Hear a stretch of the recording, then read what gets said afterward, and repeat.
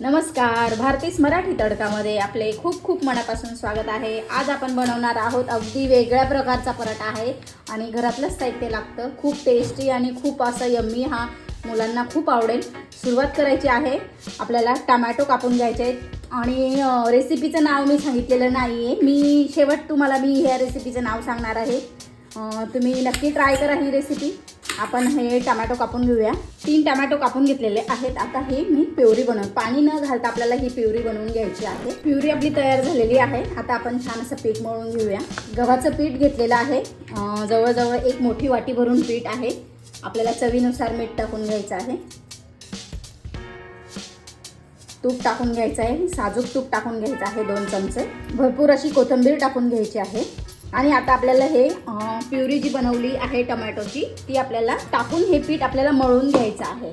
छान असं मिक्स करून घेऊया।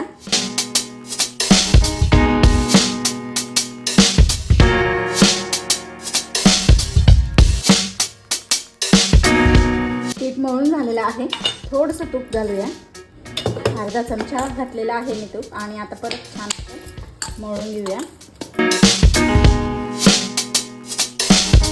आता हा गोळा आपण जरा 5 ते 7 मिनिटांसाठी बाजूला ठेवून घेऊया। पीठ मळून 5 ते 7 मिनिटं झालेली आहेत। आता आपण एक छान असा गोळा काढून घेऊया।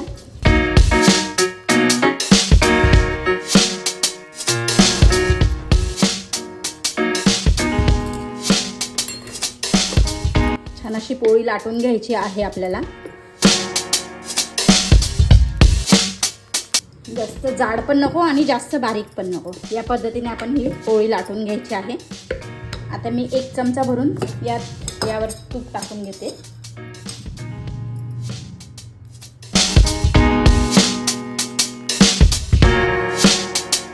थोडंसं पीठ टाकून घेऊया आपण गव्हाचं।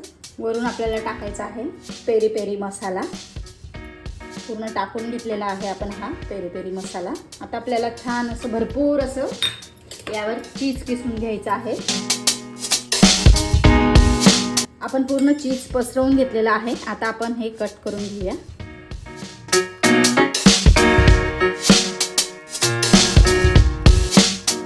आणि हे आपल्याला छान असं एकमेकांवर ठेवून घ्यायचं आहे।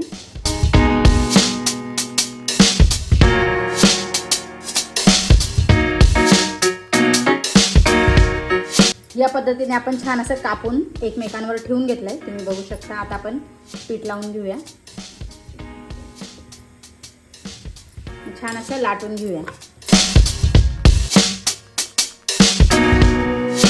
आता आपण तवा गरम करायला ठेवलेला आहे। आपण आता छान असं तूप लावून शेकून घेऊया पराठा। तवा गॅसवर ठेवलेला आहे आणि आता आपण हा पराठा टाकून घेऊया।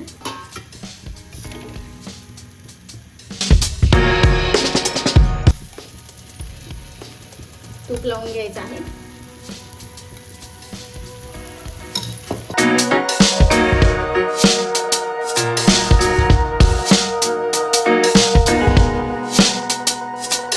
दोन्ही साइडने छान असा खरपूस शेकून घ्यायचा आहे आपल्याला। पराठा आपला छान असं दोन्हीकडनं छान असं खरपूस शेकून झालेला आहे। आपण काढून घेऊया।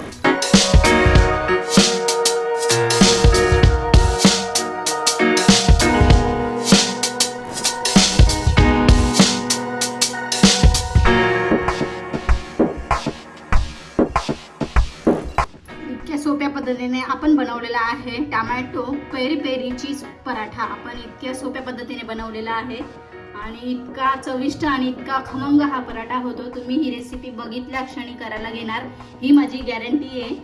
हा पराठा तुम्ही नक्की बनवा। माझी रेसिपी तुम्हाला कशी वाटली कमेंट करून सांगायला विसरू नका। रेसिपी आवडली असेल तर लाईक करा, शेअर करा आणि सबस्क्राईब करायला विसरू नका। धन्यवाद।